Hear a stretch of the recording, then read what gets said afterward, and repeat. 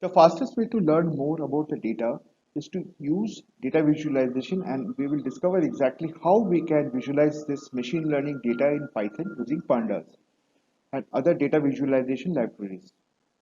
Here we will use univariate plots like histograms, density plots and box plots, and multivariate plots, namely heat maps and scatter plots. So let's get started. Histograms. A fast way to get an idea of the distribution of each attribute is to look at histograms, and it can be generated through the data.hist bracket command. Histograms group data into bins and provide you a count of the number of observations in each bin. From the shape of the bins, you can quickly get a feeling for whether an attribute is Gaussian, skewed, or even has an exponential distribution.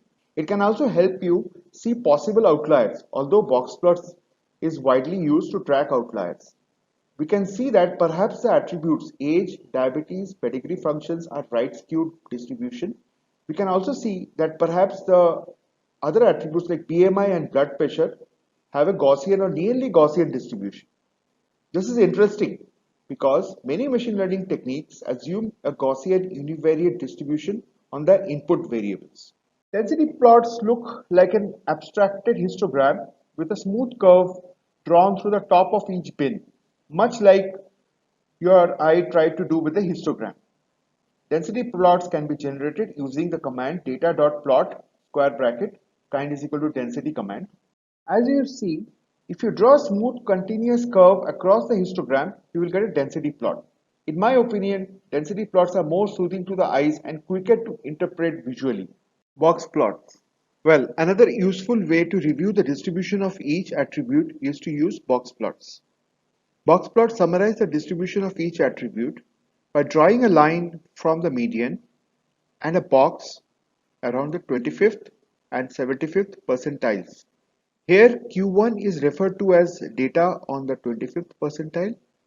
Q2, which is commonly referred to as median, represents the data on the 50th percentile, and Q3 is referred to as data on the 75th percentile. The whisker gives an idea of the spread of the data, and the dots outside the whisker show candidate outlier values. IQR, commonly referred to as interquartile range, is the difference between Q3 and Q1. Box plots are primarily used to detect outliers. This outlier detection is useful because it can have a disproportionate influence on machine learning algorithms and therefore compromises on the predictive power of the algorithm. Note that any data value above Q3 plus 1.5 times IQR is referred to as an outlier. Similarly, any data value below Q1 minus 1.5 times IQR is an outlier, as illustrated in the diagram. We can plot box plots for each of the attributes in the dataset by using the command data.plot kind is equal to box in parentheses.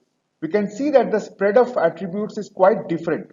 Some like age, insulin, diabetes, pedigree function is characterized by lots of outliers on the higher side. Correlations gives us an indication of how related the changes are between two variables. If two variables change in the same direction, they are positively correlated. If they change in opposite direction, that is one goes up, the other goes down, and vice versa, then they are negatively correlated.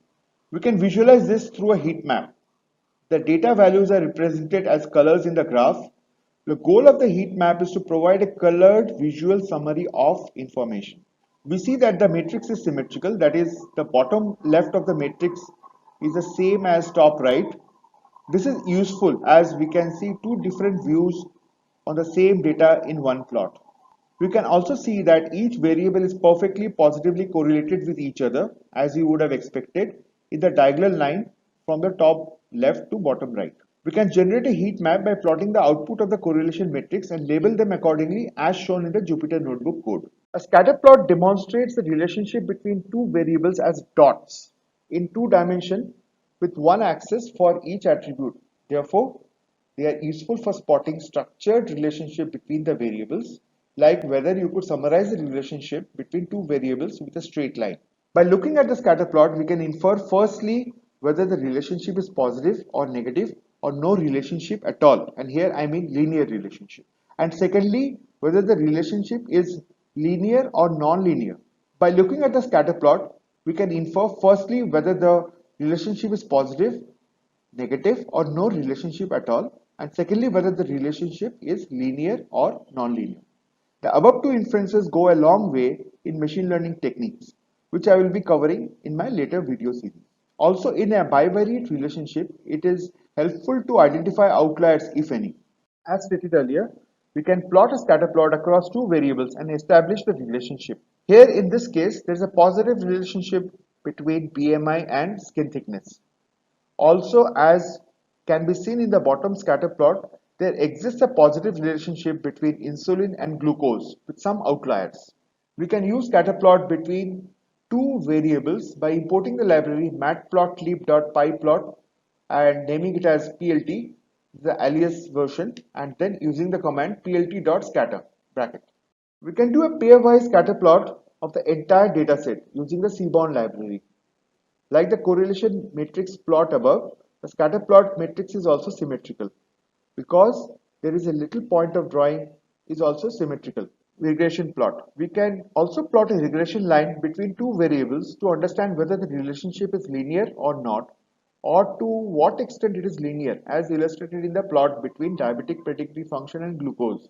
The regression plot can be drawn by importing the Seaborn as SNS and then using the command sns.regplot bracket.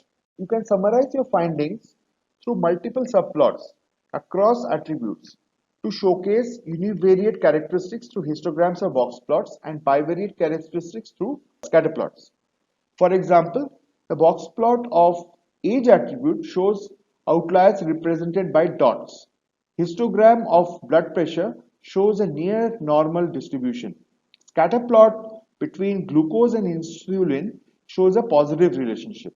This chart is very useful to summarize and conclude your findings through data visualization, and you can go a long way towards storytelling these findings. Please study the code in detail as I have given a step-by-step explanation of the code.